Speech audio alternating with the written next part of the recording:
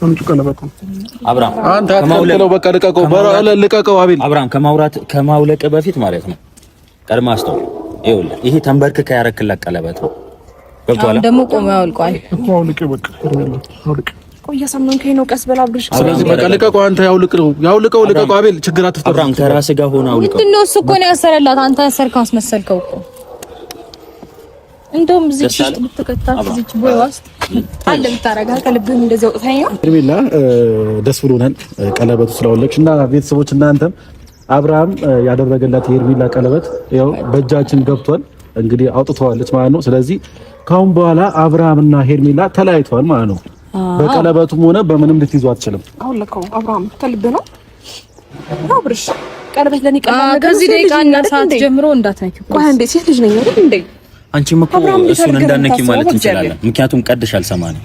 አሁን ደግሞ አደረጉ ሌላ ነገር። እሱ ምናቀው ነገር እኔ ሀሳብ ቆይ አንዴ አዳምጠኝ። አንተ ቀለበት አውልቅ ያልከኝ እኔ ቀለበት አላውልቅም ማለት እኮ መብት አለኝ አይደል እንዴ? ለምን አስገድደኝ ታስወልቀው ያልክ? እኔ በጣም ለብዙ ነገር የምመኝ ሰው ነበርና እኔ አላውቅም። ልጅስ በቃ ተረጋጊ። ይሄ እኮ ከራሱ ጋር ነው። ሄርሜላ ማልቀስም ከፈለግሽ ቤት ገብተሽ ብታለቅሽ አሪፍ ነው እንደ ሀሳብ። ከራሱ ጋር አይደለም ከራሱ ጋር ነው እንደዚህ። በቃ እኛ ጨርሰናል አይደል? አቤል ይዛት መሄድ ትችላለህ። እኛ ጨርሰናል። ቀለበቱ እንዲወልቅ ነበር የፈለግነው። ቀለበቱ ኦልሬዲ ወልቋል። ስለዚህ መሄድ ትችላላችሁ። ስለመጣችሁም እናመሰግናለን። ቆይ እንዴ ተረጋጉ። እኔ በጣም ግራ ኢየሱስ ተረጋጊ። ከራሱ ጋር አይደለም እያልኩሽ እኮ ነው እንጂ ተረጋጊ። እግዚአብሔርን አቤል ተስፋ ላለመቁረጥ እየሞከርኩ ነው ያለሁት። ገባህ አይደለ? ግን እሱ ከኔ ጋር ያለውን ነገር እንዳለ ከኔ ለማራቅ እየሞከረ ነው ያለው። ከራሱ ጋር ስላልሆነ ምንም ማድረግ አይቻልም። ይኸውልሽ አሁን እነዚህ የምታያቸው ምናምን ከራሱ ጋር ሲሆን ምን እንደሚወጣቸው እናያለን። ግን አሁን እንቻሉ የማያልፍ ቀን የለም። ገብቶሻል? አብርሃም ከራሱ ጋር አይደለም እነሱ የሚሉትን ነገር ነው እያደረገ ያለው። እሱ ለለቅሶ ነው እንዴ? ገብቶሻል? ምን አውቃለሁ ወይ ሁለታችሁም ገብታችሁ አልቀሱ። ማልቀስ ትወዳላችሁ። አሁን እንደዚህ እንዳፈይዛችሁት አይቀጥልም። የሆነ ቀን ይመጣል። ግን ደግሞ አብርሃም ወደ ራሱ ሲመለስ እናንተ ምን እንደሚጣችሁ እናያለን። እናንተን ባይሆን ምን እንደሚጣችሁ እናያለን። ቀለበት ካደረክልኝ በኋላ በጣም ብዙ ነገሮች ካንተ ጋር እያሰብኩ ነበር። በጣም ብዙ ፊቸሮች እንዴት አድርጌ እንደማስረዳት አላውቅም። እና ደግሞ እኔ እናንተ መሀል ክፍተት ሲኖር ቀለበት አውልቂ የምትለኝ አይነት አልነበረም። ብዙ ቃላቶች ነበሩ እኮ አብርሃም። ከኔ ጋር በጣም ብዙ ነገር እያሰብክ ነበረ። ከኔ ጋር በጣም አዲስ ነገር ኢየሱስ። እኔ እግዚአብሔርን በዚህ ልክ እሺ ቢያንስ ፍላጎቴን ጠይቀህ ቀለበት ማውለቅ አልፈልግም ካልኩ ከኔ ቢያንስ እሺ ነገ ሄርሜላ ምን አይነት ነገር ላይ እንደምንሆን አላውቅም ማለት እችል ነበር አይደል እንዴ? አይፈልግም በዚህ ልክ በቃ እነሱን እንደማይፈልጋቸው እኮ ግልጽ ነው። እሷን እንደማይፈልጋት ግልጽ ነው። ይኸውልሽ አሁን በራሷ መንገድ ይዛው ነው እንጂ እንደማይፈልጋት ማንም ያውቃል። እንግዲህ ያዟቸው እንዴት ነው እኔ እሱ አብርሃምን እረዳለሁ ብዬ በጣም ብዙ መስመሮች እየሄድኩ ያለሁትና የቆመን ስጋ ነው እየሳምሽ ያለሽው። ባይገርምሽ ከራሱ ጋር ያልሆነ ሰው ነው እየሳምሽ ያለሽው። ለማንኛውም አንቺ የጣልሽው እሷ አጊጣበታለች። ምንድነው የምጥለው? በነገር የእኛን ትዳር ለመመጥበጥ እኮ ሀ ብላችሁ የጀመራችሁት እናንተ ናችሁ። ትዳር እንዲረክስ ያደረጋችሁ እናንተ ናችሁ። የሰው ባልና የጎረቤት ወንፊት ነፍቶ ነው የሚመለሰው የተባለላት ሄርሜላ ብቻ ነች። በዚህ ሁኔታ ላይ አብርሽ እንግዲህ በራሱ በኩል ሄዶ ቀጥታ ቀለበቱን እንዳስመለሰና ሩታም ከዚህ በኋላ የሱ ብቻ እንደሆነች አስመስክራ ሄርሜላም ከህይወቴ ውጪ ተብላ እንግዲህ ከዚህ በኋላ ምንም እንደማያገባት አስረግጦ የነገራት አብርሽ ብቸኛው እየተመቻችሁ ብቻ አንዳንድ ቁጥርን እየተጫናችሁ ኮሜንቱን አጥለቅልቁት። አብርሽና ሩታ ሄርሜላን ቀለበቷን አስወልቀዋታል። ይህ ነገር ሲፈጠር አብዛኞቻችሁ ቅር እንዳላችሁና ግማሾቻችሁና በከፊሉ ደግሞ ደስተኛ እንደነበራችሁ አሳይታችሁናል። ሄርሜላ መጀመሪያውኑ ከሩታና ከአብርሽ ህይወት መውጣት ነበረባት። ያንን ቀለበት እጇ ላይ ስላለ አልነበረ ወይ እየተመላለሰች ወደ እነሱ ስትሄድ የነበረው? አሁን ግን ቀለበቱን አስወልቋታል። እሷም ቢሆን እንባ እየተናነቃ ስታለቅስ አይታችኋታል። እንደዛም ሆኖ ካወለቀባት በኋላ አንድ እውነታ ግን ተናግራን ሄደችው። ወደፊት ወደ ራስህ ስትመለስና ትክክለኛውን አብርሽ ሲመለስልን ያኔ ምናልባት እኔን የምትፈልገኝ ከሆነ ወዲያውኑ ተመልሼ እመጣለሁኝ። እስከዛው ድረስ እጠብቅሃለሁ። አሁን ግን ቀለበቱን ስላስወለከኝ አትፈልገኝም ማለት አይደለም። ራስህን ስላልሆንክ ራስህ ሆነ በመጣ ጊዜ እውነቱን ትነግረኝና ያኔ እኔን እንደማትፈልገኝ ከሆነ ወዲያውኑ ከሕይወት እወጣለሁ። ነገር ግን ምናልባት ይህንን ነገር ሩታ በልብላ ሊሆን ይችላል። እኔ አላውቅም። ሰሞኑን አንተ ላይ እየተፈጠረ ያለውን ነገር ያኔ ሰዎቹ በነገሩህ መልክ ነው እያደረክ ያለው። አሁንም ቢሆን ደግሞ ከመሬት ተነስተህ ቀለበቴን አምጪ ማለትህ ገርሞኛል። እነሱ አዲስ ሐሳብ መጥቶላቸው ቀለበቱን አውልቅባት ብለው ስለነገሩህ ብቻ ነው መቼስ መተህ አውልቅ ያልከኝ። ለዚህም ደግሞ ቀጣይ ምናልባት ያኔ የተሻለህ ጊዜ ወይንም ደግሞ ወደ ራሴ የተመለስክ ጊዜ እኔን ማግባት ከፈለክም ቀለበቱን ድጋሚ ልታደርግልኝ ከፈለክ አለሁ ብላ ስትነግረው ሰምታችኋል። አብዛኞቻችሁ እንግዲህ የጠበቃችሁት ነገር ሄርሜላ ከዚህ በፊት ላጠፋችሁ ጥፋት አሁን ላይ እየተቀጣች ነው። በዚህ ሁኔታ ላይ ከእሷ ጋርም ወደፊትም አሁንም መሆን የለበትም ብላችኋል። አዎ ልክ ናችሁ። ያኔ ትክክለኛውን ነገር ሊያደርግበት የሚችለውንና አብርሽ ለምንድን ነው በራሱ ማውራት የማይችለው? አውልቅላት ሲባል እያወለቀላት፣ እዚህ ጋር ቆም ሲባል እየቆመ። ነገሩ ግን መሃላቸው በተፈጠረ ነገር ሲከራከሩለት የነበሩት ሩታና ወንድሙ እንጂ በራሱ ለምን እንደሚያወልቀውና ቀለበቱን ለምን እንደሚያስመልስ ለምን እየተናገረ አልነበረም። ዝምታውን የመረጠው እነሱ ጋር ከሄደ በኋላ ዛሬ የተገናኘንበትን ምክንያት ታውቃለህ አይደለም? ቀለበቱን ልንወስድባት ነው። ይህ ቀለበት ደግሞ እሷ ጋር መሆኑ ምንም ለኛ ጥቅሙ አልታየንም። ስለዚህ አሁን ልክ እንደመጣች ወዲያውኑ ቀለበቱን ትቀበላታለህ ተብሎ ይነገረዋል። እሺ ነው ያለው። ሌላ ወሬ ማውራት አልፈልግም። ገና እንደመጣች እሷ ብዙውን ሰዓት ሲጨቃጨቁ የነበሩት ሚስቱና ሩታ ወይንም ደግሞ ወንድሙ ከሱ ጋር ጎን ሆነው ሲከራከሩለት እንጂ ራሱ ሲያወራ አልነበረም። በላብርሽ አሁን ቀለበቱን አውልቅባት ሲባል እሺ ብሎ ነበረ ሲያወልቅላት የነበረው። ካወለቀውም በኋላ ፊቱ ላይ ምንም አይነት ምክንያት አላሳየም። ለምን እንደሚያወልቀውም ሲጠየቅ ምንም በቃ ከዚህ በኋላ እኔና አንቺ አብረን የመቀጠል ህይወት ስለሌለን ችግር የለብኝም ብሎ ነበረ ሲያወራት የነበረው። ልክ ነው ወይ? ቀለበት ማለት ቀላል ነገር አይደለም። ገባህ አይደለ? ከዛ ባለፈ ደግሞ እኔ ስለ ቀለበቱ እንኳን ላስረዳ ፈቃደኛ ከሆንክ አንተ አዲስ ህይወት ጀምረህ ነው አይደል? እንዴ አስገድጄክ ወይም ደግሞ ቀለበት እንደዚህ ካላደረግን ሞቼ እገኛለሁ ብዬ አይደለም። ወደኸው ፈቅደኸው ነው አይደል እንዲያደርግልኝ። ከዛ በኋላ ደግሞ ቀለበት ስታደርግልኝና ቀለበት ካደረግን በኋላ በጣም እኔ እናንተ ብዙ ፊውቸሮች ነበሩን አይደል? እንዴ አብርሃም ስማኛ እንዴ፣ ቆይ አዳምጠኛ እንዴ፣ በደንብ አዳምጠኝ። ብዙ ፊውቸሮች ነበሩ። ቀለበት ማለት ኖርማል ቀላል ነገር ሆኖብህ ነው? ያ ሁሉ ነገሮች አውርተናል። ያ ሁሉ ነገሮች ብዙ ነገር እንዴት ነው? እኔ እንጃ ብቻ። እሺ ተረጋግቼ ለመረዳት እየሞከርኩ ነው ያለሁት። ይሄን ነገር አንተ ወደ ፈቅደክ ቀለበትሽን አውልቂ ልትለኝ አትችልም። ምናልባት ደብሮክ ወይ ተሰምቶክ ወይ ደግሞ ድጋሚ ልንገናኝ አንችልም ከሄርሜላ ጋር ብለህ አስበህ ከሆነ እንገናኛለን። ገባህ አይደለም? ምክንያቱም ልባችን እናንተ አንድ ላይ ነው፣ ተጣምረናል። ተረዳኸኝ አይደል? ስለዚህ አሁን የኔ ቀለበት ማውለቅ ምንም አይጠቅምህም። ከልብህ ራሱ የእውነተኛ ወደ ቀልብ ስትመለስ ከልብህ እንዳላወጣኝ በደንብ አድርጌ ነው የማውቀው። ስለዚህ የኔ ቀለበት ማውለቅ ምንም ጥቅም የለውም። ከዛ ባለፈ ደግሞ ይሄ ቀለበት ለኔ በጣም ጥቅም አለው። እሺ ከብዙ ነገር አንፃር አብርሃም ካንተ ጋር በጣም ብዙ ነገር ያሳለፍኩ ሰው ስለሆንኩኝ ይሄ ቀለበት ለኔ ጥቅም አለው። እንደ ቀላል ነገር ቀለበት ስታውልቀው ከኔ ጋር ተራራክ ማለት አይደለም። ሩታ በራሷ በኩል ይሄንን ነገር ጦርነቱን የጀመራችሁት እናንተ ናችሁ፣ ከጀመራችሁት አይቀር ደግሞ እኔ ጨርሼ ላሳያችሁ እያለች በጣም በትልቁ እየጎረረች ትገኛለች። እንደምትጎርረውም እያደረገች ነው። ያኔ መጀመሪያ ጊዜ ሀገር ሰላም ብለው ከሀገራቸው ሊወጡ ወይንም ደግሞ ሊዝናኑ በሚሄዱበት ጊዜ እዛ መንገድ መኪና ዘግተውባቸው ከመኪናው ሲያስወርዷችሁ ሰምታችሁ ነበር አይደል? ያንንም ነገር አይታችኋል።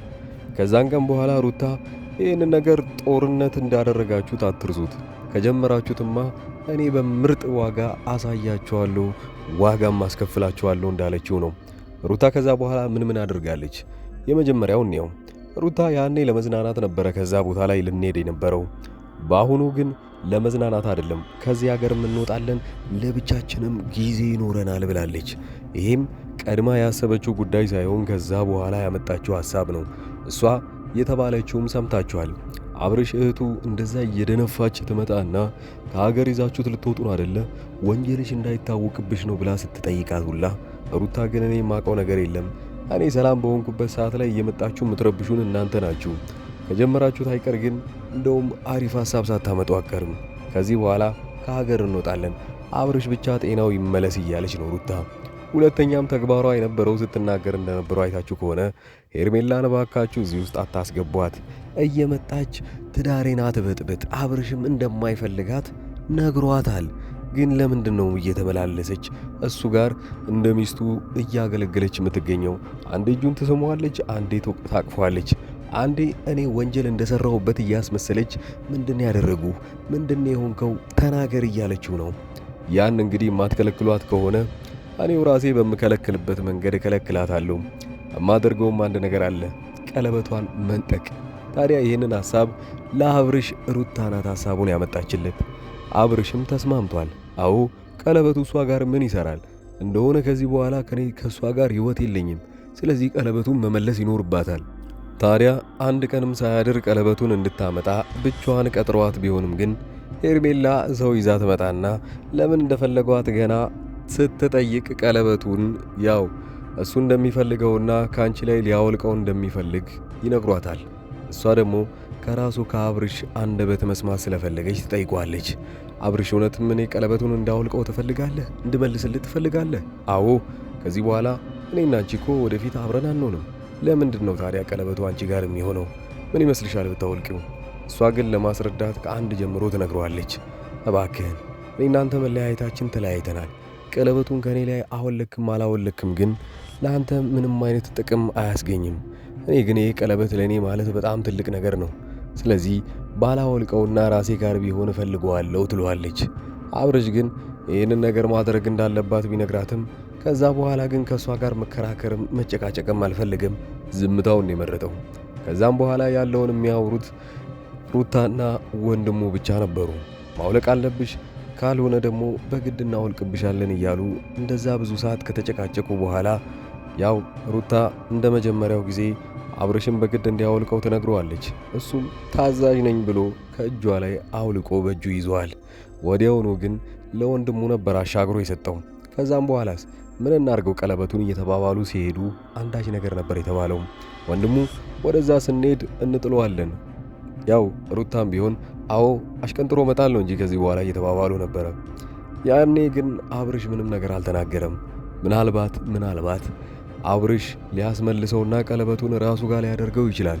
እንዳትጥሉት ለእኔ ስጡኝ እኔ ጋር ይቀመጥ ቢልስ?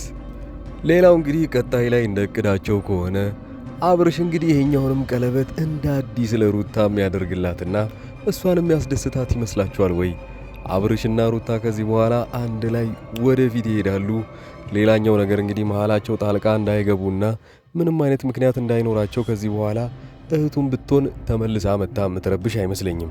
ምክንያቱም የሆነውም እንግዲህ እስካሁን ድረስ ችግር ቢኖርበትና አብርሽ ጤነኛ ባይሆን ታገኝበት ነበር፣ ወይንም ደግሞ ሰነፍናት ማለት ነው። ሩታና አብርሽ እንግዲህ በቅርቡ ደግሞ ወደ ውጪ ይዛውም ትሄዳለች። ይህም እቅዷ እንዳልተወችውና እንደምትቀጥልበትም ጭምር ተናግራለች።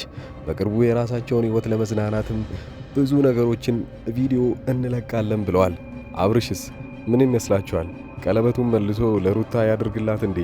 የራሳችሁን ሐሳብ እያስቀመጣችሁልኝ፣ ሌላው እንደነገርኳችሁ በሄርሚ በኩልም ደግሞ ከራሷ በኋላ ምንም ምክንያት አይኖራትም ተመልሳ ወደ አብርሽ የምትሄድበት የራስሽን ሕይወት ጀምሪ ብላችኋታል። እሷስ ከዚህ በኋላ ለቅሷን ትቀጥል ይሆን ወይንስ ክብሯን ጠብቃ ምንም ሳትሆን ደና ሆና ቪዲዮን ትለቅልን ይሆናል? ሌላኛው እንግዲህ የአብርሽስ እህት አሁንስ በምን ሰበብ ወደ እነሱ ትመጣ ይሆን? ከዚህ በኋላም ጤንነቱ እንዲመለስ 5 ቀን ብቻ ሐኪም ቤት እየተመላለሰ የራሱን ጤንነትም ይጠብቃል። እሱ እንዳለቀ ሩታ እንደ እቅዷም ይዛው የፈለገችበት ቦታ ትሄዳለች። ወንድሙም ቢሆን ለሱ ጠበቃ እንደሆነ ይቀጥላል። እናንተ ችግር አለ የምትሉት የቱ ጋር ነው? የዚህ ድራማ ማብቂያ የመጨረሻውን አካባቢ ልናይ እንችላለን ማለት ነው። አብዛኞቻችሁ እንደሚታወቀው እንግዲህ የሰው ሕይወትን ሊበጠብጥ የሚችልና ምን አይነት ታሪክ እንደምታዩበትም ከዚህ ድራማ ማየት ትችላላችሁ። አሊያም ደግሞ የራሳቸውን ሕይወት ማለት ነው። ትክክልም ይሁን መጥፎ እናንተ ከሁለቱም ሚዛናዊ ያደረጋችሁ ከራሳችሁ ሕይወት ጋር እያወዳደራችሁ ፈተናዎችንና እንዴት እንደዚህ አይነት መጥፎ ሰዎችን ከሕይወታችን ነቅለን እንደምናወጣቸው ማሳያ ነው። እናንተም እንድትማሩበት እንጂ ሌላኛው መንገድ በምን መልኩ ደግሞ ሕይወትን ሚዛናዊ አድርገን እንቀጥል፣ ሌላኛው ትዳርም ቀላል እንዳልሆነ፣ ትዳር ውስጥ ብዙ ነገሮች ሊፈጠሩ ይችላሉ። ጭቅጭቅ፣ ዘመዶች፣ ወንድሞችም ጭምር ሳይደርሱ እነሱም እንዳይታመኑ የሚያደርጉና ብዙ ታሪካዊ ነገሮችን ያየንበት ነገር ነው። እነዚህን ሁሉ ጉዶች እናንተ እንድትማሩበት ነው።